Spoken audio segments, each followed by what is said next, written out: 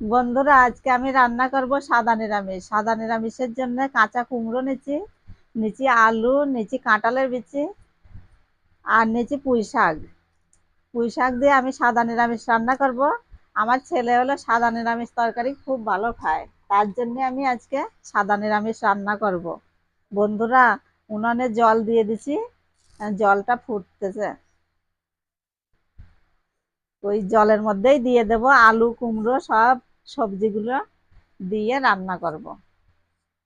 তা ভিডিওটা ভালো লাগলে লাইক সাবস্ক্রাইব করে পাশে থাকো।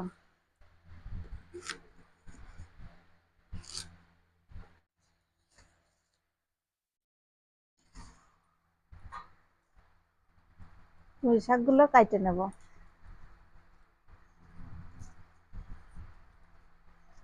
কাটে ভালো করে ধুয়ে নেব।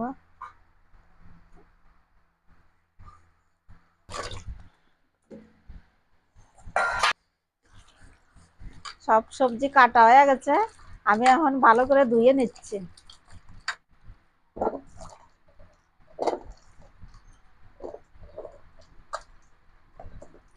সব সবজি ধোয়া হয়ে গেছে, আমি এবার গরম জলে দিয়ে দিলাম। নুন দিয়ে দিলাম, কয়টা লঙ্কা ফেলে দিলাম।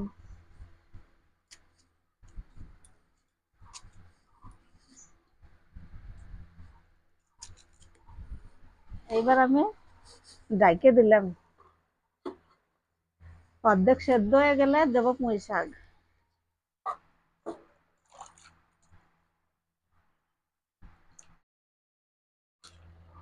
বন্ধুরা, আলু আর কুমড়ো অর্ধেক সেদ্ধ হয়ে গেছে, আমি এখন পুঁই শাকগুলো দিয়ে দেবো।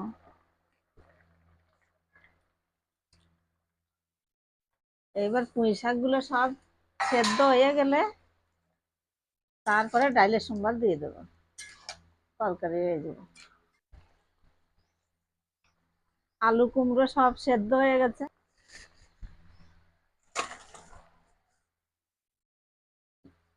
এইবার সোমবারা দিয়ে দেবো।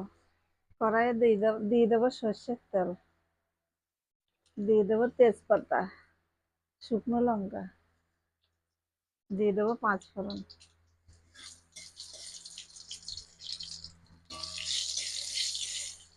এবার আমি তরকারিটা ডাইলে দেবো।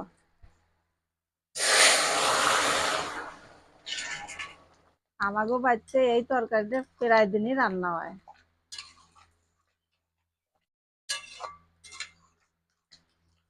তরকারি হয়ে গেছে, আমি এখন ডাইলে নিমু।